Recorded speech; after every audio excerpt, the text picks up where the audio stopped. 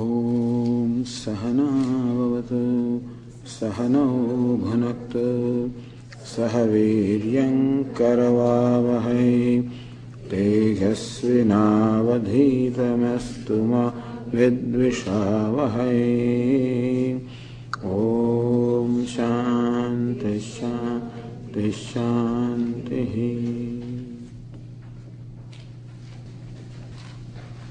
Open the page, what is 29 or whatever, chapter 16.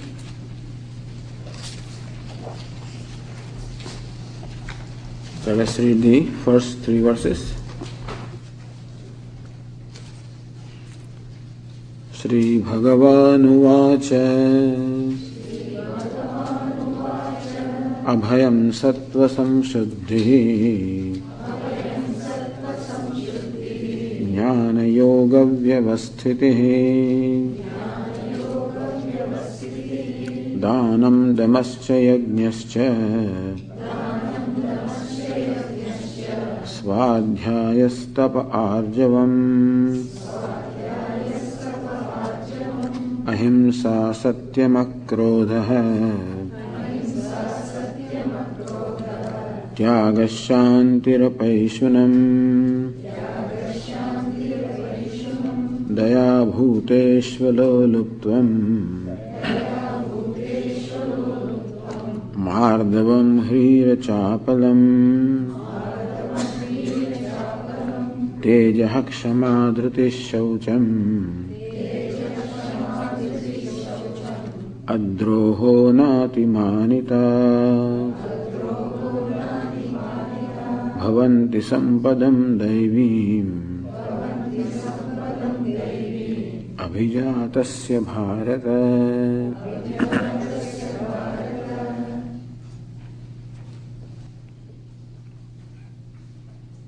So these are the qualities or the traits that one has brought with oneself when one is born with the divine wealth, or when a person cultivates deliberately divine wealth, then these traits develop.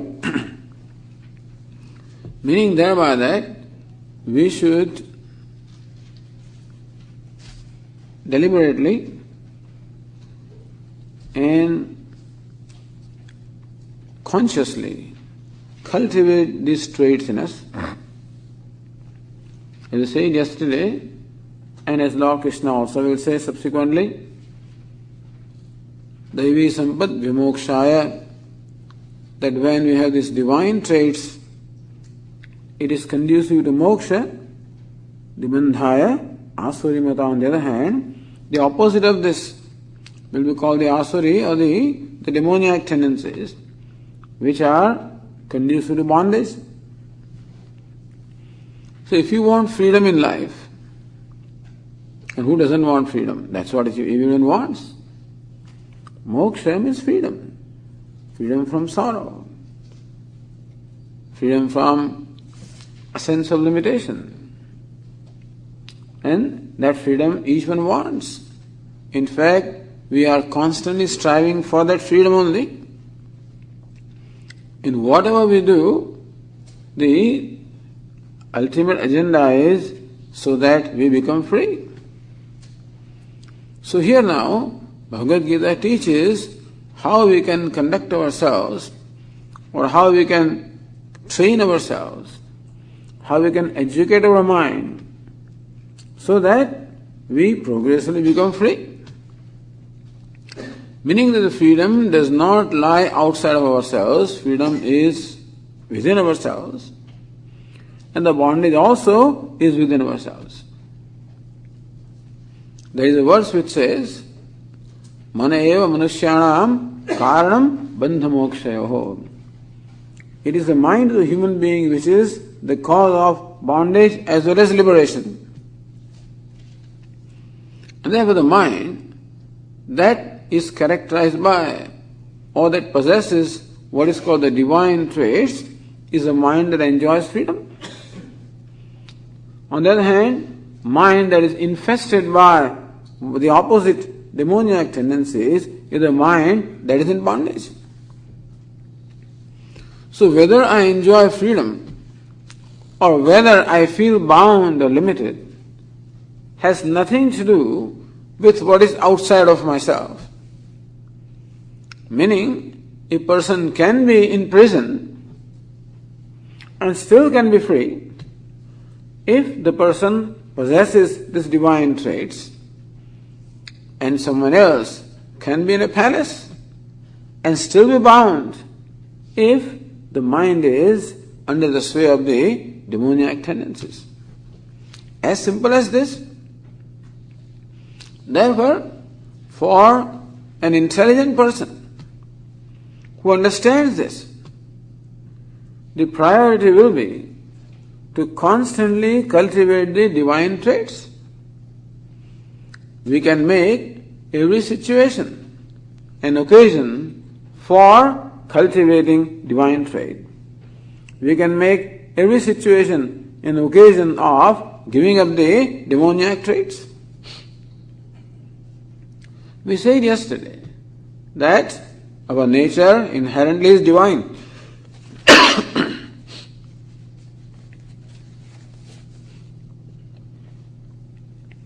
And the so-called demoniac tendencies is not our nature.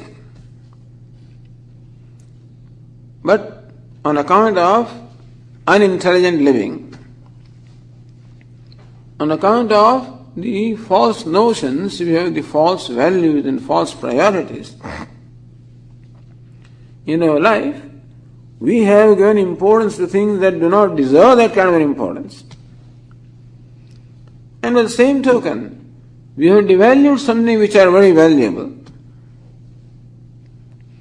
That is unintelligent living.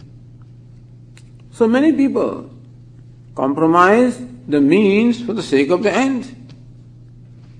The end, such as wealth or name or fame or prosperity, is so important. They will subsequently describe right here.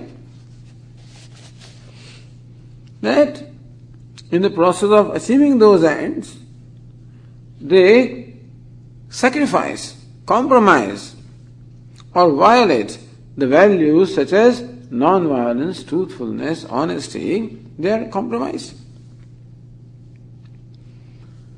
So one does get what you may call the material wealth, but then one loses the spiritual wealth. Two kinds of wealth we have in our life: material wealth and spiritual wealth. Ideally, you can have both, meaning that spiritual wealth or divine wealth is not opposed to material wealth. So don't think that people who enjoy these divine traits are necessarily unsuccessful or they are good for nothing. No. In fact, in our opinion, these people are more likely to be efficient because they enjoy a mind which has clarity. When you have the sattvic tendencies, when mind is sattvic or clear, then our perception also is clear, our judgment also is clear, and therefore the choices that you make are more likely to be proper choices. Whereas the person who is under the sway of these demoniac tendencies such as lust, anger, greed, jealousy, arrogance, is more likely to make mistakes because he is more likely to react to situations. Therefore, cultivating these tendencies is conducive to even material prosperity also. But it is possible that if you do not have in a destiny a great material prosperity, you may not get it. Meaning that whether we achieve material prosperity or not is not totally in our hands. It depends upon many factors which are beyond our control. And therefore, in spite of making sincere and appropriate efforts, we may not necessarily be successful in achieving material prosperity. In terms of wealth, or name, or fame, or recognition is possible. However, when it comes to the spiritual prosperity, when it comes to this accumulating divine wealth. It is totally under our control. Meaning that we are totally in control of the situation when it comes to accumulating the divine tendencies. And the degree of the happiness that I enjoy purely depends upon the degree of the divine tendencies or spiritual wealth which I have accumulated. Because it is the mind that is our instrument for enjoying or experiencing anything. People give a great deal of importance to the means of enjoyment. But sometimes they do not realize that you cannot be happy merely by means of enjoyment that you have accumulated around yourself. You also require a capacity of enjoyment. And that capacity we gain that capacity when we can accumulate or cultivate this divine wealth. And if you have the capacity of enjoyment, you can be happy even without any means of enjoyment also. Because we have explained that ultimately happiness is the nature of the self. Whenever a moment when you're happy, even though it appears as though I am enjoying music or some external thing, in fact, at that time, I'm only enjoying myself. And therefore, if these divine traits are there, that's all you need for a happy or a fulfilling life. Therefore, it makes sense, it is practical or pragmatic that we pay more attention in cultivating these traits. Particularly when there is a conflict between the two kinds of values. One are these values given to us, namely non-violence, ahimsa, satyam, the truthfulness. On the other hand, there are the values for the prosperity or name and fame and recognition. When there is conflict, meaning that when you make a choice of one or the other, if both of them come together, you have the best of both. But if you have to choose between one of them because they are not in certain conditions, you find that they are not compatible to each other, then intelligent living will require that I should choose the divine wealth, the Devi Sampat or the spiritual wealth in favor of the material wealth. That we make that choice. For that, in fact, these values are given to us. And therefore, it is important that we understand these values, and we can practice the value only when a value is valuable to us. That is why we discuss this, that these values are very valuable because they assure us of happiness and a sense of fulfillment. When my mind enjoys these traits, then I find myself happy or comfortable with myself. On the other hand, when my mind has the opposite traits, namely cruelty, anger, jealousy, pride, arrogance, then I am not comfortable with my own self. I am not happy with myself.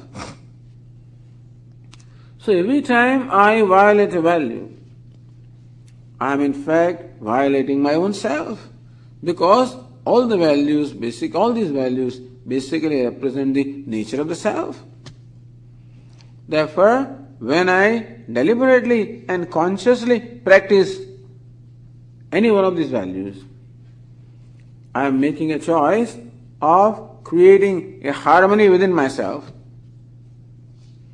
On the other hand, when I violate these values, then I am myself creating a disharmony within myself. And when there is disharmony, there cannot be peace, there cannot be happiness. Asantasya kutas. Lord Krishna says in second chapter, how can a person who does not enjoy internal peace, how can he be happy? Therefore, happiness means being at peace with myself. And more of these values I have, more I am at peace with myself. If this equation is understood by us, then these values become valuable to us. And then alone, we will have the motivation to choose them whenever there is a conflict between the spiritual values and the material values. There is no conflict, enjoy both. There is a conflict, that is when we are going to require a conviction. Because it is not easy to let go of the temptation for the material gain, because there is greed, temptation, those things are there in me, and they generally try to pressurize me to choose those material ends. At that time, it is going to require a strong conviction on my part to make a choice in favor of the spiritual or the divine values. I can do that when I understand how valuable these values are. In fact, these alone are valuable. Other things are valuable because I have imposed the value upon them. These are truly valuable. So yesterday, we started a discussion with Abhayam, freedom from fear or fearlessness. And we said that there is fear whenever there is attachment. Because attachment causes fear on account of a possibility of separation from the object of attachment. What is meant by attachment? When I am attached to something or somebody, that something or somebody is very important to me because my comfort or security or happiness depends upon that. I think when I look upon something or somebody as a source of comfort or happiness or security, then that something or somebody becomes important to me, because primarily it is happiness that is important to me. But when I look upon something or somebody as a cause of happiness, that becomes important to me. This is because I do not realize that nothing in the creation can really give me happiness or security. Happiness or security or comfort has to be discovered from my own self, because that is the very source of comfort and happiness. Therefore, to look upon something or somebody as a source of comfort or security is a false perception. And that's what causes attachment. And where there is attachment, I know very well that whenever there is association, there is going to be disassociation also. When there is sanyoga, there is going to be viyoga also. I know that. Therefore, there is always fear. In the mind, there is always fear. More the attachments, more the fear is. Therefore, to become free from fear, it is necessary to recognize the nature of attachment. Recognize how these attachments are on account of a wrong value that I am assigning to something. And by understanding things for what they are, giving them the value that they deserve, not more, not less, I am objective. The objectivity is the way of becoming free from attachment. Objectivity also is called vairagya. Vairagya meva bhayam. So Bharata says that in vairagya or dispassion, there is freedom from fear. Of course, there is fear of many things. Of course, there is fear of death. That's the important thing also. Fear of death. And death will come God knows when. But the fear lasts for the whole life.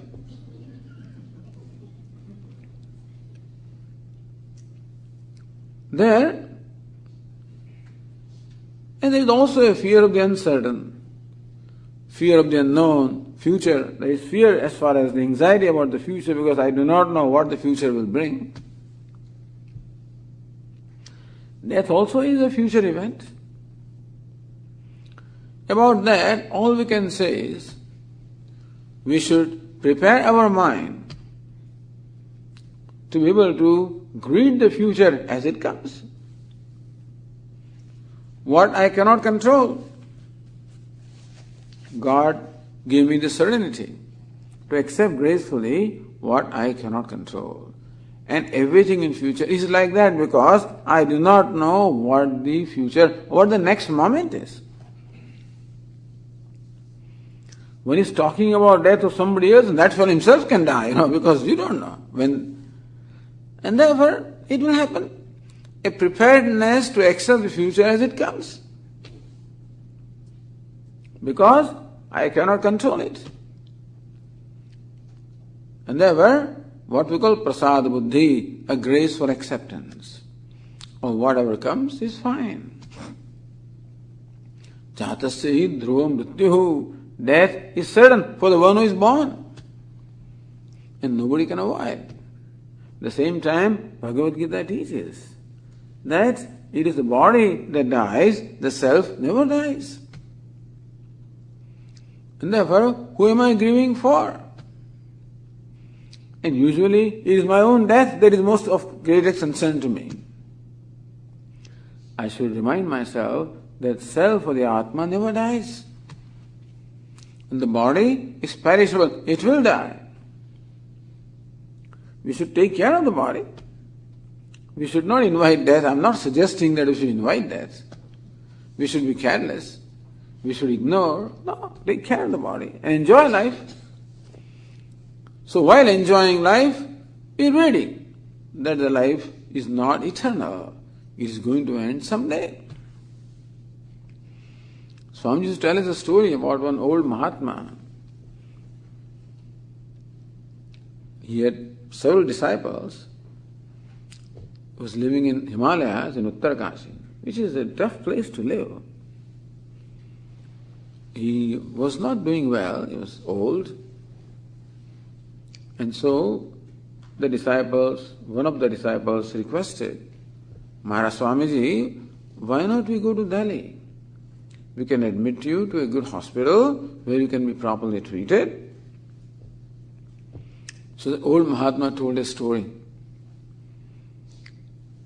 So suppose, because the disciple also is a Swami, Guru also is a Swami, disciple also is a Swami. So Guru tells the disciple, suppose you are conducting a satsang. Number of people are sitting there and you talk to them, meet with them. There's an old person who is also part of the group, who is sitting in a corner, away from everybody, waiting for his turn. You've seen that old person waiting for the turn. Now, when you are done with all the other people, what will you do? Will you entertain that old person or not? Will you not see him also? Or will you walk away, leaving him there? So the disciple Swami says, no, I certainly will talk to him, take care of him. So the Guru says, similarly, in our life, so many things we do, we are so busy dealing with so many things. The old person who comes when we are born, and that is death, is waiting out there, seeking my attention. So when I am done with everything else, should I not also entertain him? That Swami refused to go down. He did not go. He says, well, the body is dilapidated, the body is already very weak and dilapidated. What's the use of stretching? Let the death come. I mean, we have not become those kind of things, but I'm just telling you what kind of attitude one can have of gracefully accepting the reality of life. We are always afraid of the unpleasant. The reason why the future causes anxiety is because I'm afraid that the future may bring the unpleasant. We have to remind ourselves that unpleasant also is a reality of life. And we should be willing to, gracefully accept it like the pleasant. It's a preparedness, in which case one can remain free from fear.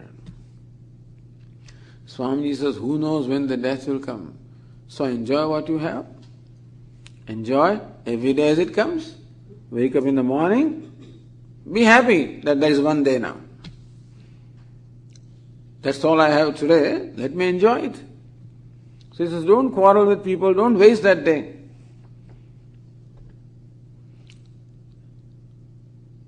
Be loving and kind because that's all you have. Imagine you have just one day with you. Use it well. Next day when you wake up, that's one day I have. Use it well. If we use our present well, I think that the future of the death will not remain a consequence. Anyway, abhayam, so we have to observe our mind. Sometimes the mind has just tendency to entertain fear about everything. It's a habit. We address our mind and educate the mind and prepare the mind for accepting that which I cannot control. Do what you can to make things comfortable. But regardless of that, there are things that you cannot control, be willing to accept gracefully. Second is sattva samshuddhi, purity of mind. Next quality. Sattva means mind. Samshuddhi means purity. Sattva samshuddhi, purity of mind. What is the purity of mind? Here, Shankaracharya explains. Purity of mind explained here as just honest behavior. Let there be no fraud, no trickery, no falsehood in the mind. In purity of intentions. Sattva samshuddhi, purity of mind, explained as purity of intentions. Let your intentions be pure. Let intentions be honest. We write, my dear friend, let it be, let that, be real. Not that outwardly you keep smiling, I love you, and everything else inside something else. So very often, that also has become habit. Love you, I love you. Well, you say that, it's good. But it sometimes becomes mechanical. So purity of intention. It's not easy, particularly in a society in India, where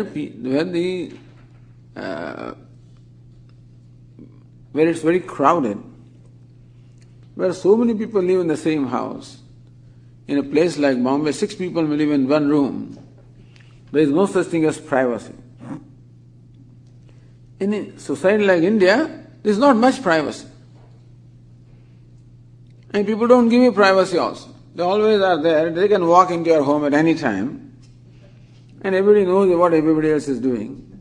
And they always keep watch on you. And they keep asking you also very awkward questions also. What happened? Who came the other day? What was he saying? Why did he come? They always pry into everybody's affair. And so, there is no privacy. But everybody needs privacy. So what people do? They hide their intentions. Outwardly, they act as though everything is fine, but inwardly they have different intentions. Because they know that if they reveal their intentions, then they will be rejected. People will not like them. People will reject them. People will not accept them. Therefore, in order for me to be acceptable to others, to win their approval, because again in a society like India, the approval of society becomes important. Or at least, approval of some people who are important to you is very important.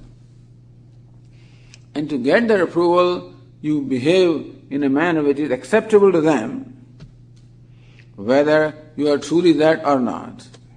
And thus the need to seek approval, the need to be liked by others, the need to be accepted by others, forces me or pressurizes me to behave in a manner which is acceptable or liked by others, whether or not I am truly that or not.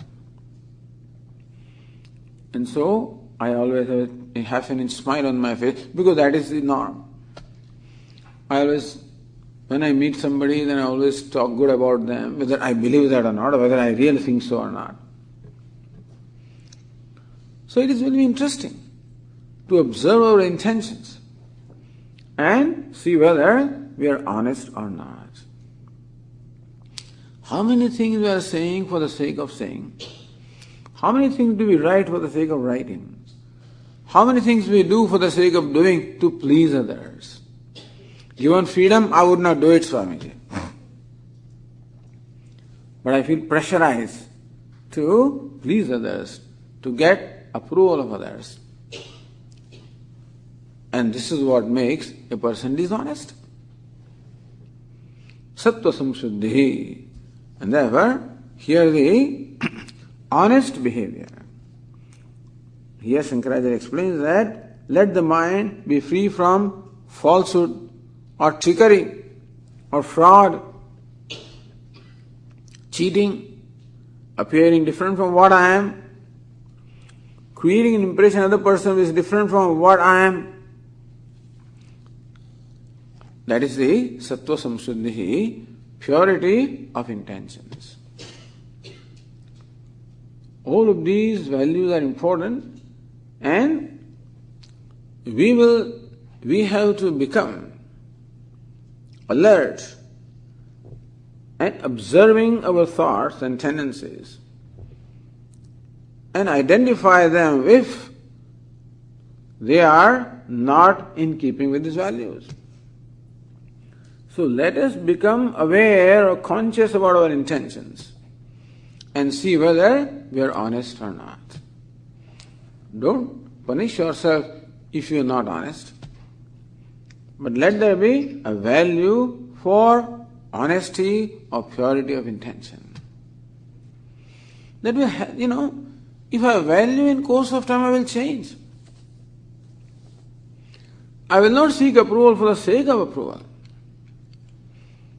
Then I will, before you write, my dear friend, meditate for a minute. Let there be a tendency of, let there be a disposition of love, and then you write. Make your mind. Invoke the thought of love in your mind, then write. Dear friend, ask whether do I mean what I write or not. If friendliness is not there and I still write friend, well, let me wait for a minute and invoke the friend in me and then write that. Whenever I behave or say something, I always want to create an impression in you about me. Let me ask myself whether am I honest or not. It's very important for our own health. Because dishonesty creates conflict. When I think in one way and behave in a different way, it creates conflict in my own mind. There is as though a split personality. And by doing that, I'm only hurting my own self. Therefore, getting approval or acceptance by the world is not as important as being honest with myself. In Western society, people don't much care for others. Because here there is freedom, social freedom, economic freedom. That freedom being there, it is not that much necessary to get everybody's approval. or look good in the eyes of others.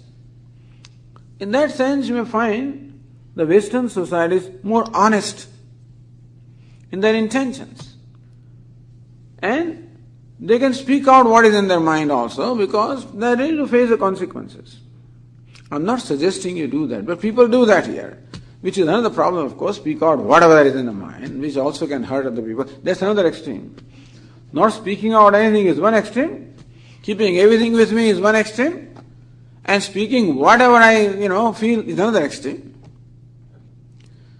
We should have, in fact, you should judiciously decide what is the appropriate thing to do. But in any case, honesty is very important. Honesty to one's own self. Even great bhaktas or devotees, such as Surdas, Tulsidas, if you look at their compositions, they say that, oh Lord, I don't deserve this. I do not deserve your grace. I am a miserable, I am a wretched person. They think that they are wretched people. We know that they are great saints. But if he finds even the slightest of impurity in the mind, that becomes magnified. He cannot tolerate even a slight impurity. And so also, more our mind becomes pure, a slight impurity will also get magnified. Like when the cloth is white and clean, every stain shows up. The cloth has already so many stains, one more stain doesn't make a difference. But here, therefore, pure sattva samshuddhi, purity of mind, here it means purity of intentions. Because only that mind is conducive for the knowledge of self. It happens that the self is pure by nature. And therefore, knowing the self that is pure, it is necessary that the mind also should be pure.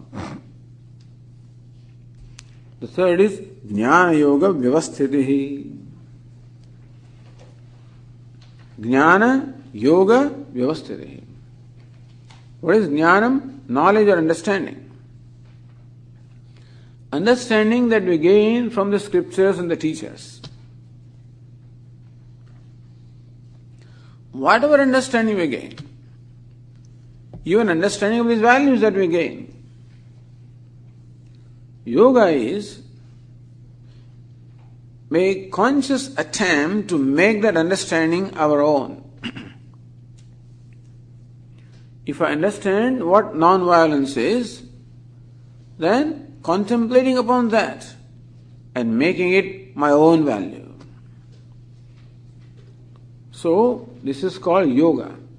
Yoga is chitta ekagrata, concentration of mind. Jnanam is knowledge or understanding.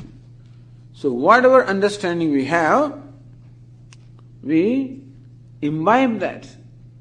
We make it our own by constantly practicing it or constantly contemplating upon it. In Vedanta, this can be equivalent to nididhyasanam. The meditation that we perform for becoming free from habitual error. For example, we learn from the teachers that I am Brahman, the self is Brahman. But by habit, I find myself being identified with the body and again, I am the body. That kind of a tendency arises because of the habit. To remove that tendency and gain an abidance in the knowledge that I am Brahman. Meaning, gaining abidance in whatever knowledge we have. It's called yoga. Jnana Yoga Vyavasthiti. A persistence. A persistence in seeking knowledge. A persistence in gaining clarity of the knowledge. And also a persistence in gaining an abidance in that knowledge. Otherwise, very often we find a phase difference between our understanding and our behavior. Like those parrots on the tree, there were many young parrots. There was an old parrot also. Old parrot saw a hunter coming from a distance And he warned these little parrots. The hunter is coming. Beware of the hunter's net. Hunter is coming. Beware of the hunter's net. So all those parrots started repeating. The hunter is coming. Beware of the hunter's net. Hunter is coming. Beware of hunter's net. They kept repeating. Hunter came, spread the net. Those fellows got caught in that. And still they're repeating. Hunter is coming. Beware of hunter's net. What it means is that they do not understand the meaning of what they are repeating. And therefore, what they say is not translated in their life. And similarly also, we know many things. But that knowledge does not necessarily get translated. A common complaint. Is this what your Swami has taught you? When you attend a camp like this, or regularly attend the Gītā talks, then at home, you are always observed. You have an added responsibility that because you are learning studying Bhagavad Gītā, or listening to Bhagavad Gītā, or listening to Vedanta, there is an expectation that that listening or that understanding should reflect in your life.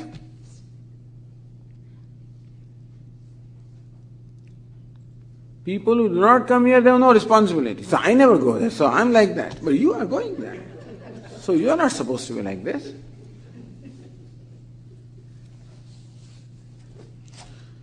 So this is now, for example, I may have decided I'm not going to use words that will hurt somebody. I'm going to be careful about words so that I do not hurt others. But soon before we realize we already said something and hurt the feeling of others. That is called habitual error. Not that we do not know what pleasant speech means, but habitual error. When the impulse of anger comes, then the resolve is forgotten. This is lack of yoga. What is yoga? Yoga is the practice for removing habitual error. We require two things in our life, jnana and yoga. Jnana means knowledge or understanding, and yoga means translating that understanding in our life by overcoming the habitual error. That is habitual error. Because we have lived life in a certain way. So far I never thought there was anything wrong in getting angry. I thought if you have to get angry, then only things get done. When somebody tells you, you tell him twice. You give me one word, I'll reply right away. This was my value so far. Tit for tat. After listening to Vedanta, I realized that no, that is hurting me. It's not good. So now I've decided, no tit for tat. Let that person say whatever they are. I'm going to keep quiet. I'm going to forgive. But then that gets forgotten. When that person says something, my old habit of tit for tat comes up. And I say things anyway. And later on I realize and I regret. That is because lack of alertness. So it is important that we also constantly work on our habitual error. It is not enough that we have understanding. It is important that that understanding gets translated in our life by overcoming the opposite habit, the habitual error. That is called yoga. So yoga is generally meant for overcoming habitual error, and jnanam is meant for removing the false notions. We have two kinds of problems. One is the problem obtaining at the level of intellect in terms of wrong or false understanding, Other is a problem obtaining at the level of impulse or habit. So first is jnanam and then yoga. Jnana yoga vyavasthiti. A value, persistence in the pursuit of knowledge as well as gaining an abidance in knowledge.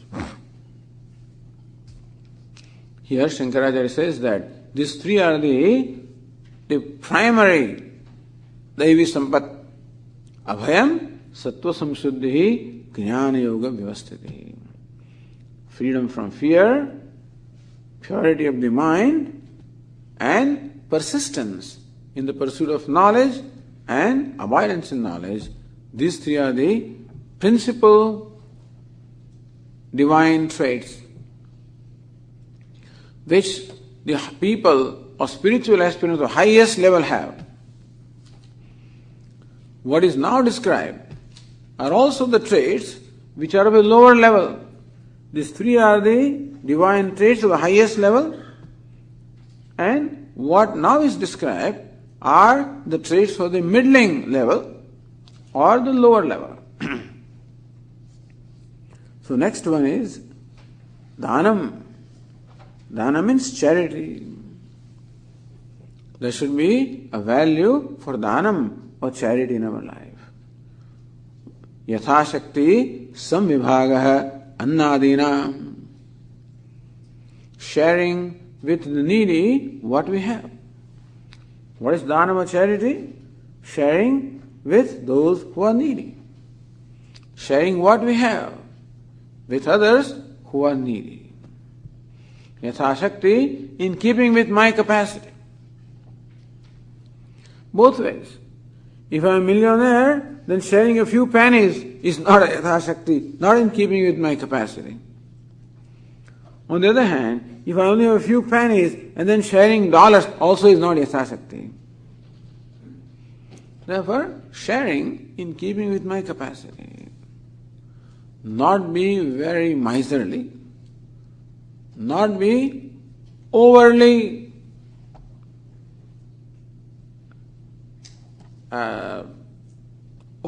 spending if it is beyond my capacity. But basically, Yatha Shakti means giving in keeping with my capacity, keeping with my riches, with my wealth. Dhanam. In all the cultures, dhanam or charity is always a value emphasized. Understand that Hinduism also emphasizes dhanam is a very important value. Charity is an important value. And charity can be in terms of money, in terms of food, clothing, and this charity is built into our life. Traditionally, in our life itself, there are occasions where it is customary to give charity. Like Sankranti, Makar Sankranti. That day, right from the morning, the beggars will come. People are they're sitting right at the doorstep and they give as people come. There are days which are earmarked, which are supposed to be very auspicious for charity. There are times, there are places also, like places of pilgrimage, are also considered very auspicious for charity. There are people, certain people such as those who are learned, etc. are earmarked for charity. Deshe, kalecha, patrecha. At appropriate time, at appropriate place, to an appropriate person. Datavyam iti yad dhanam diyate anupakarane. Lord Krishna says that dhanam or charity that is given without an expectation of a return of favor, without an expectation also of earning punya, etc. Usually when we give charity, there is always some kind of a deal. That I give you, and next day you will give me. When they go for these souvenir advertisements and stuff like that, when we bring our souvenir, we go for seeking advertisements. They bring out their souvenir. They come to us seeking their advertisements. It's all right. But it is called charity where this kind of a deal is not there. Ideally, I give without an expectation of return in favor. Anupakarane, where I know that the person is never going to return, and then also give, or I have no expectation of return. That is possible only when there is pleasure in giving. If giving itself gives me pleasure, then there is no need for seeking a return of favor. On the other hand, if giving is done without pleasure, under pressure, reluctantly, because others are also doing it, and then, or sometimes people come to you and then pressurize you, to give. So when it is done reluctantly, under pressure, or with an expectation of return of favor, it is charity, all right, but it's not considered sattvic dhanam, or the highest charity. The highest charity is when it is done without expectation of return of favor, out of pleasure. Datavyam is my pleasure to share. It's my pleasure to give. This is also a value. Damaha. Dama means self-control. Bahyakarnana upashamaha. Damaha. Control of the senses is called damaha. Control of the senses, control of the organs of perception, control of the organs of action, that is called damaha. What is meant by control is that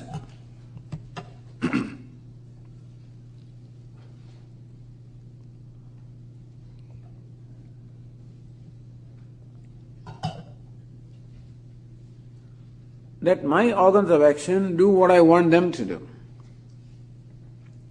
Meaning that the organ of speech says what I want it to say. My palate eats what I want it to eat. My legs go where I want them to go. My eyes see what I want them to see. My ears hear what I want them to hear. My hands touch what I want them to touch. When the organs of action and organs of perception do what I want them to do. Often that's not the case, because there are impulses in each one of the sense organs. In palate, there is an impulse to eat something which is delicious, whether it is good for me or not. The eyes want to see things which are pleasing to the eyes, whether it is right or not. The ears want to hear things which are appropriate or not. So there is what we call judicious self-restraint. By self-restraint, we do not mean that we do starve our sense organs. It means that there is a discipline. There are boundaries everywhere, and remaining within those boundaries. We do draw boundaries everywhere, and observing the boundaries. And slowly you can tighten those boundaries as the time goes. As you become comfortable with one set of boundaries, then you can slowly tighten. You gain comfort with that, tighten. You gain comfort with that, tighten. Ultimately, the idea is that all our sense organs will become introverts. All these values are told for knowledge, and what we ultimately require is that all my organs of perception, all the organs of action should become abiding within the self. Apyayantu mamangani vak pranas chakshus shrotramaso balamindriyani cha sarvani. There is a prayer, Vedic prayer. That may my speech, my eyes, my ears, my hands, and all the sense organs, may they become conducive for the knowledge. May they become inward looking. May they become abiding. May they become free from impulses. Because impulses, obtaining in the sense organs, draws the mind away. So they in fact distract the mind. If I want to enjoy a tranquility of the mind, it is necessary that the sense organs should be free from the impulses. Otherwise, you are meditating or doing japa, and part of the mind says, but I want to have a cup of coffee. Or there is a cake in the refrigerator, and you know that. So you're waiting, when can I finish this so I can eat that? Or there is a show coming on TV at 8:30, and so the mind is only calculating when that time will come. So such impulses which are there, they disturb our meditation, disturb our prayers, disturb anything that we want to do in the mind. Therefore, it is important that our sense organs become free from those impulses. Impulses of seeking material sense gratification. Impulse of seeking gratification. Every sense organ is seeking gratification from pleasurable objects. What we want is that, in fact, the sense organs should find gratification from their own self. And that can only happen when we deliberately and with discipline turn the senses inward by not allowing them to find gratification, by controlling them. So my palate says, I want to eat that candy. No candy for you until 6 o'clock, until whatever. Make some, draw a line. Not until this is over. You already had one in the morning, no more today. Or whatever boundaries you have decided for yourself. Let there be boundaries. And let the sense organs be made to conduct themselves within those boundaries. So that progressively they become free from the habitual impulse of seeking gratification from sense pleasures. Dhamma. Dhanam, dhamascha, yajnascha. Yajna. Yajna means a sacrificial ritual.